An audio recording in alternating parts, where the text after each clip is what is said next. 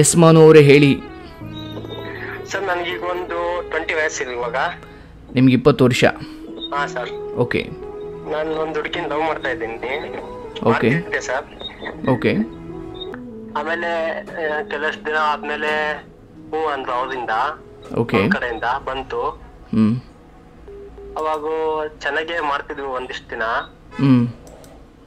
ಇವಾಗ ಮನೇಲಿ ಗೊತ್ತಾಗಿದೆ ಅಂತ ನಮ್ಗೆ ಸ್ವಲ್ಪ ಇಗ್ನೋರ್ ಮಾಡ್ತಾ ಇಲ್ಲ ಸರ್ ತುಂಬಾ.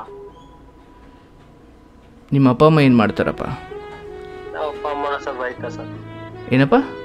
ರೈತ ಸರ್. ನೀನು 20 ವಯಸ್ಸಿಗೆ ಏನು ಮಾಡ್ತಾ ಇದೀಯಾ ಅನ್ನೋ ಅರಿವಿದೆಯಾ ನಿನಗೆ? ಹಾಂ ಸರ್. ನಿನ್ನ 20 ವಯಸ್ಸಿಗೆ ನೀನೇನು ಮಾಡ್ತಾ ಇದೀಯಾ, ಯಾವ ಹಾದಿಯಲ್ಲಿ ಹೋಗ್ತಾ ಇದೀಯಾ, ಪ್ರಜ್ಞೆ ಇದೆಯಾ ನಿನಗೆ? ಇಲ್ಲ ಸರ್, ತುಂಬಾ ಹಸ್ಕೊಂಡಿದ್ದೆ ಸರ್ ಅದಕ್ಕೆ. ಈಗ ನೀನು ಬಿಟ್ಟು ಹೋದ್ರಲ್ಲ, ಹೋಗಿ ಸಾಯ್ರಿ ಮತ್ತೆ. ಸರ್ ನಾಚಿಕೆ ಆಗ್ಬೇಕು ನಿಮ್ಮ ಬದುಕಿಗೆ. ಏನು ಒಂದು ಗುರಿ ಇಲ್ವಾ? ಏನೋ ಮಾಡಬೇಕು ಅನ್ನೋ ಆಸೆ ಇಲ್ವಾ ನಿನಗೆ? ನೋಡಪ್ಪ, ಈ 20 ವಯಸ್ಸಿಗೆ ನೀನು ಇಷ್ಟು ದೊಡ್ಡ ವಿಚಾರಗಳನ್ನು ನಿಭಾಯಿಸೋ ಶಕ್ತಿ ಇದೆಯೇನಪ್ಪ ನಿನಗೆ? ಈಗ ಅವರು ಹೋದ್ರು, ಬಿಟ್ಟು ಹೋದ್ರು, ಅಥವಾ ಜೊತೆ ಇದ್ರು, ಇದೆಲ್ಲವನ್ನ ಬಿಟ್ಬಿಡೋಣ. ಈ ಪ್ರೀತಿ ಎನ್ನುವಂಥದ್ದು, ಎಸ್ಪೆಷಲಿ ನೀನೊಂದು ಈ 20 ವಯಸ್ಸಿಂದ 30 ವಯಸ್ಸಿನ ಈ ವಯಸ್ಸಿನಲ್ಲಿ ನಮ್ಮ ಬದುಕನ್ನು ಕಟ್ಟಿಕೊಳ್ಳುವ ಹಂತ. ಇಲ್ಲಿ ನಿನಗೆ ಹಣ ಇಲ್ಲದೆ ಹೋದರೆ, ಅಥವಾ ನೀನು ಸೆಟಲ್ ಆಗದೆ ಹೋದರೆ, ಅಥವಾ ಈ ಸಮಾಜದಲ್ಲಿ ನಿಂದೇ ಆದ ಒಂದು ಸ್ಥಾನಮಾನ ಇಲ್ಲದೆ ಹೋದರೆ ಯಾರೂ ಕೂಡ ನಿನಗೆ ಗೌರವ ಕೊಡೋದಿಲ್ಲ. ಆಯಿತಾ? ನೀನು ಈ 20ನೇ ವಯಸ್ಸಲ್ಲಿ ಗಮನವಿಟ್ಟು ಓದಿ, ನಿಮ್ಮ ತಂದೆ ತಾಯಿ ಯಾವ ಉದ್ದೇಶಕ್ಕೋಸ್ಕರ ನಿನ್ನನ್ನು ಕಳಿಸಿದ್ದಾರೆ, ನೀನು ಆ ಕೆಲಸ ಮಾಡಬೇಕಿತ್ತು. ಈಗ ನಾನು ಪ್ರೀತಿ ಮಾಡಿದ್ದು ದೊಡ್ಡ ತಪ್ಪು, ನೀನು ಬದುಕೋಕ್ಕೆ ಅರ್ಹನೇ ಅಲ್ಲ ಅಂತ ಹೇಳ್ತಾ ಇಲ್ಲ. ಬಟ್ ನಾನು ಇದ್ರ ಬಗ್ಗೆ ಮಾತಾಡ್ತೀನಿ. ಆದರೆ ನೀನು ಓದು ವ್ಯರ್ಥ ಆಗ್ತಿದೆ, ನೀನು ಬೇರೆ ಕಡೆ ಗಮನ ಕೊಡೋಕೆ ಆಗ್ತಾ ಇಲ್ಲ, ನಿನ್ನ ಬೇರೆ ಬದುಕು ಹಾಳಾಗ್ತಿದೆ ಅಂತ ಅನ್ಸಲ್ವಾ ನಿನಗೆ?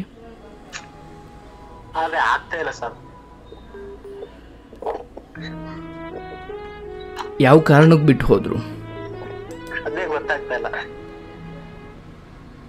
ನೀನೇ ಹೇಳ್ದಲ್ಲಪ್ಪ, ಅವ್ರ ತಂದೆ ತಾಯಿ ಒಪ್ತಿಲ್ಲ ಅಂತ. ಅದೇ ಗೊತ್ತಾಗಿದೆ ಅಂತ ಹೇಳ್ತಾ ಇದ್ದಾರೆ, ಏನ್ ಮಾಡ್ಕೊಂತ ಗೊತ್ತಾಗ್ತಲ್ಲ, ಕರೆಕ್ಟಾಗಿ ಮಾತಾಡ್ತಾ ಇಲ್ಲ. ಬಟ್ ಈಗ ನೀನೇನು ಮಾಡಬೇಕು ಅಂದ್ಕೊಂಡಿದ್ಯಾ ಅದನ್ನು ಹೇಳು. ಅದೇ ಸರ್, ತುಂಬಾ ನೋವು ಆಗ್ತಾ ಇದೆ, ಈಗ ಏನ್ ಮಾಡ್ಬೇಕನ್ನೋದು ಗೊತ್ತಾಗ್ತಾ ಇಲ್ಲ ಸರ್. ಅಂಡ್ ಅವ್ರೇನು ಓದ್ತಾ ಇರೋದು? ಅವರು PUC ಸರ್. ಇಬ್ಬರಿಗೂ ಸರಿಗಿದೆ. ಇಲ್ಲ ಸರ್, ನಾನು ಹೊಲ ಬಿಟ್ಬಿಟ್ಟಿದ್ದೆ ಸರ್.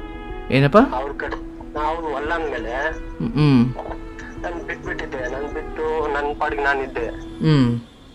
ಅವ್ರೆ ಮತ್ತೆ ಕಾಲ್ ಮಾಡಿ ಎಲ್ಲ ಒಪ್ಕೊಂಡ್ರು. ಒಂದಿಷ್ಟು ದಿನ ಚೆನ್ನಾಗೇ ಇತ್ತು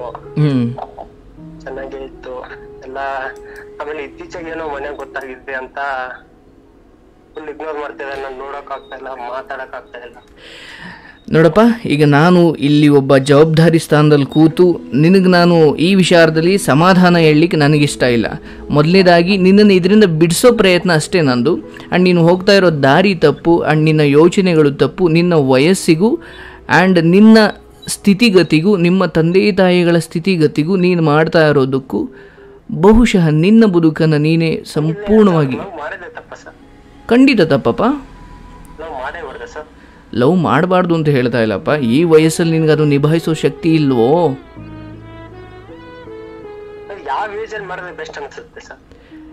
ನಿನ್ನ ಬದುಕನ್ನು ನೀನು ಸಂಪೂರ್ಣವಾಗಿ ಕಟ್ಕೊಂಡಿದ್ದು ನೀನು ನಂಬಿಕೆ ನಿನಗಿದೆಯಾ? ಓ, ಜಮೀನಿದ್ ಮಾತ್ರಕ್ಕೆ ಲವ್ ಸಕ್ಸಸ್ ಆಗಬೇಕಾ? ಸಕ್ಸಸ್ ಆಗ್ಬೇಕಂತಲ್ಲ ಸರ್, ಜೀವನ ನೋಡ್ಕೊಳಕ್ ಇದೆಯಲ್ಲ. ನನ್ನ ಬದುಕ್ತೀನಿ ಅನ್ನೋ, ಆಕಿನ ಜೊತೆ ಬದುಕ್ಬೋದು ಅನ್ನೋ ತಾಕತ್ ಇದೆಯಲ್ಲ. ನೀನು ಸ್ವಲ್ಪ ಬಹಳ ಮುಂದೆ ಹೋಗಿ ಯೋಚನೆ ಮಾಡ್ತಾ ಇದೀಯಾ. ಸರಿನಪ್ಪ, ಆಯಿತು.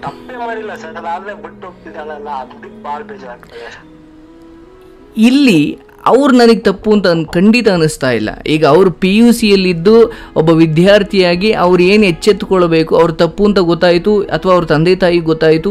ಈ PUCಯಲ್ಲಿ ಇರಬೇಕಾದ್ರೆ ನನ್ನ ಮಗಳು ಮಾಡ್ತಾ ಇರೋದು ತಪ್ಪು ಅಂತ ಅವ್ರಿಗೆ ಗೊತ್ತಾಯಿತು. ಅವರು ಬುದ್ಧಿ ಹೇಳಿ ಅವ್ರನ್ನ ಬೇರೆ ದಾರಿಗೆ ತಗೊಂಡೋಗಿದ್ದಾರೆ. ಆದರೆ ನಿನಗೆ ಬುದ್ಧಿ ಹೇಳೋಕ್ಕೆ ಯಾರೂ ಸಿಕ್ಕಿಲ್ಲ ಅಷ್ಟೇ.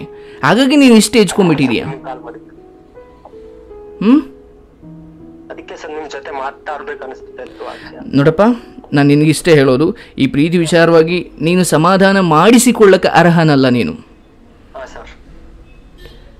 ಆ್ಯಂಡ್ ತುಂಬ ಸಾರಿ ನಾನು ಎಷ್ಟು ಚೆನ್ನಾಗಿ ಕೇಳಿದೆ, ಈ ಪ್ರೀತಿ ಮಾಡೋಕ್ಕೆ ವಯಸ್ಸು ಬೇಕಾ, ಅದು ಬೇಕಾ?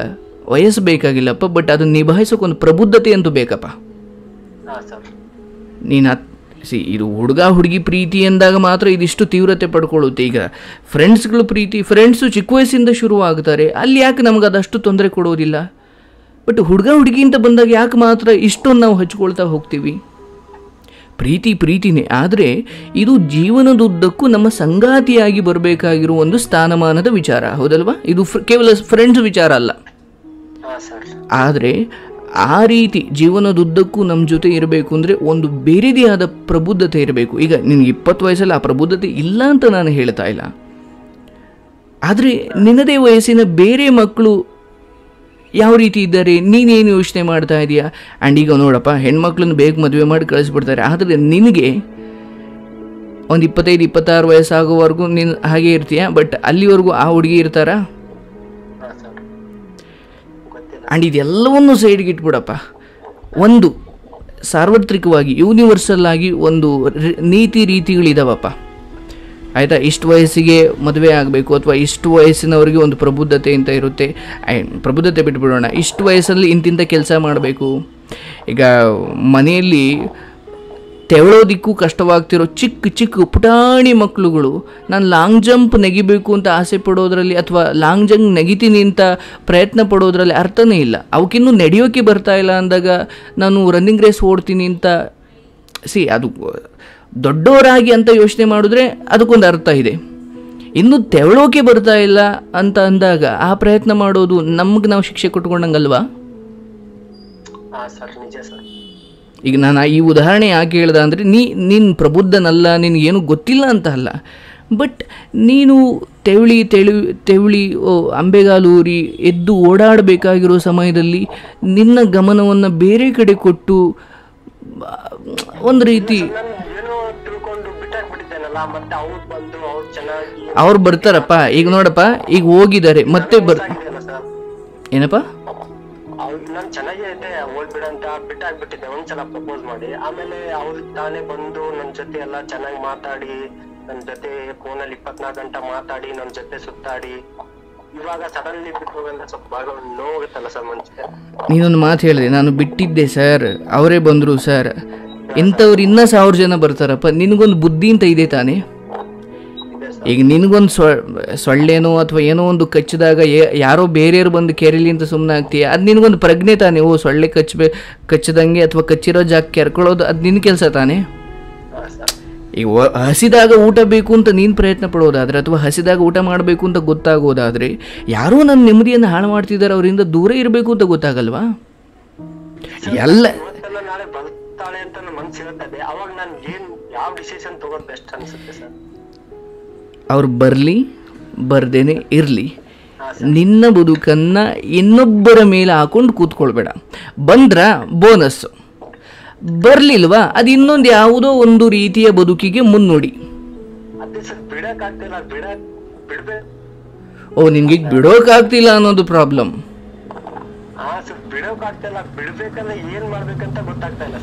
ಓಹೋ,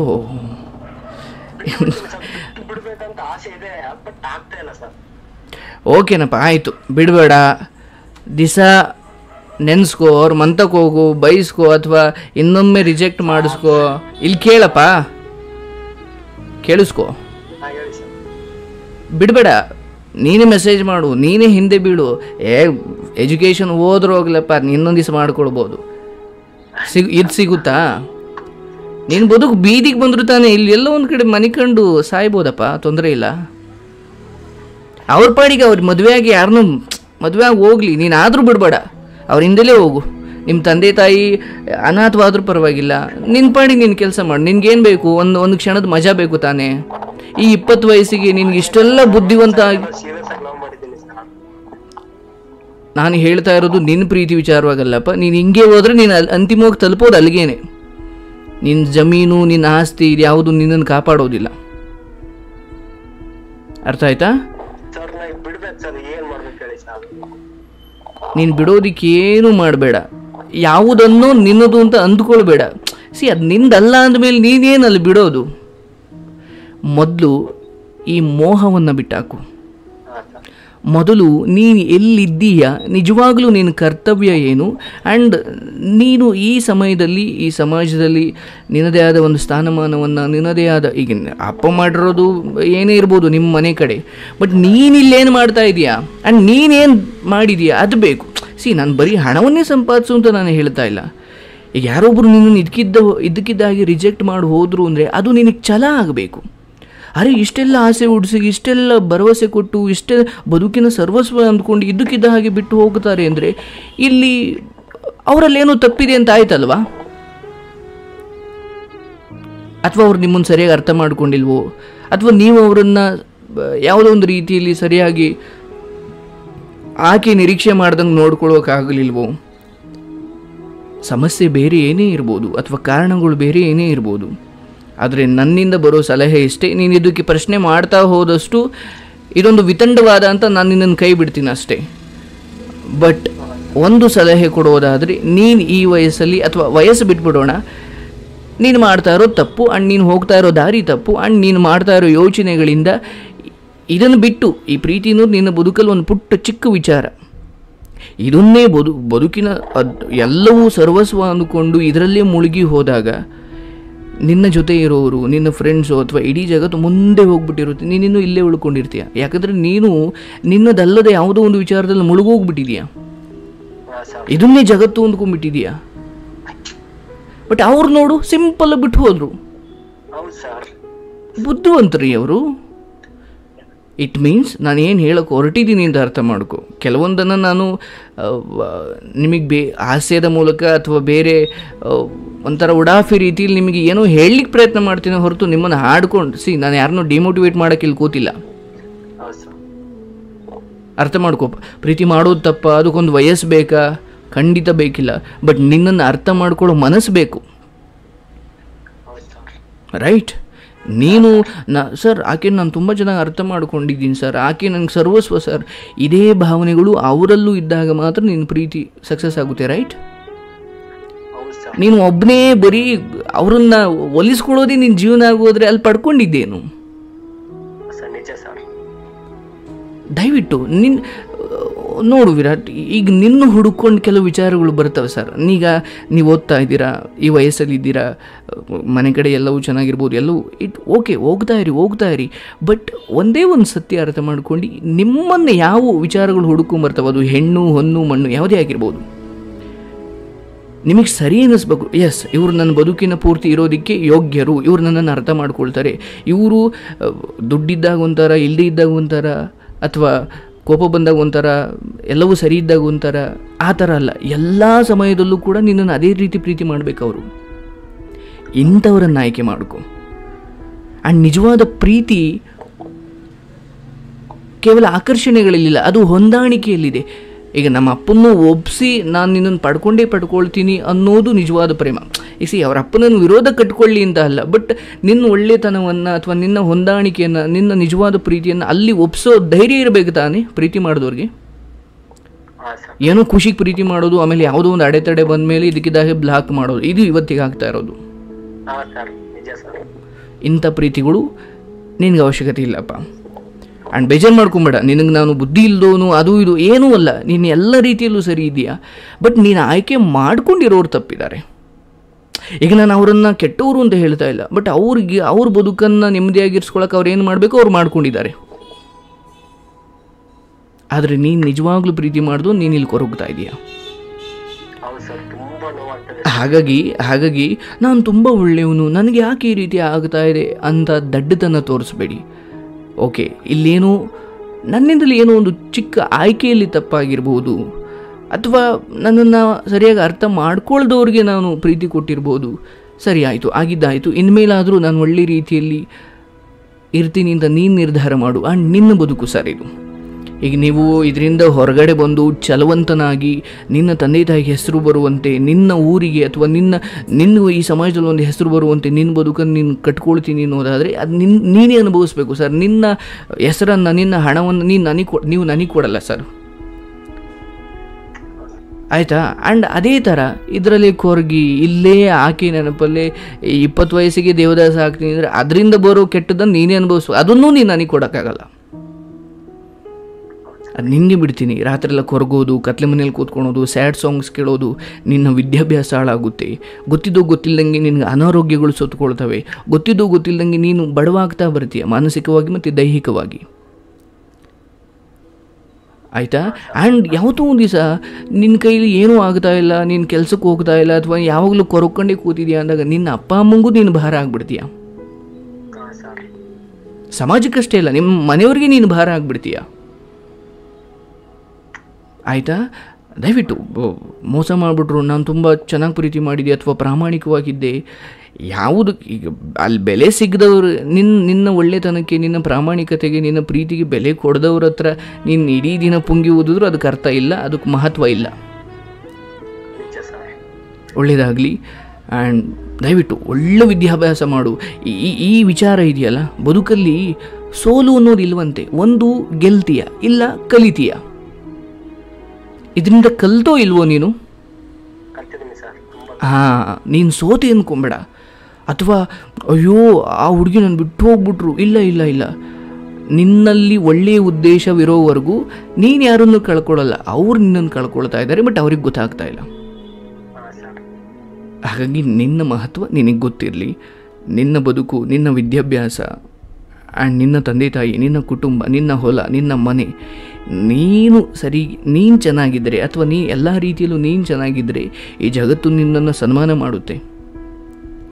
ನೀನು ಯಾವುದೋ ಒಂದು ಸೋಲನ್ನು ತಗೊಂಡು ಇರೋ ಬರೋದು ಎಲ್ಲವೂ ಮುಗ್ದೇ ಹೋಯ್ತು, ನನ್ನ ಜೀವನ ಮುಗ್ದೇ ಹೋಯ್ತು ಅನ್ನೋ ರೀತಿ ನೀನಿದ್ರೆ, ಹೇಳಿದ್ನಲ್ಲ ಯಾವತ್ತೋ ಒಂದು ದಿವಸ ನಿಮ್ಮವ್ರಿಗೆ ನೀವು ಭಾರ ಆಗ್ಬಿಡ್ತೀರ.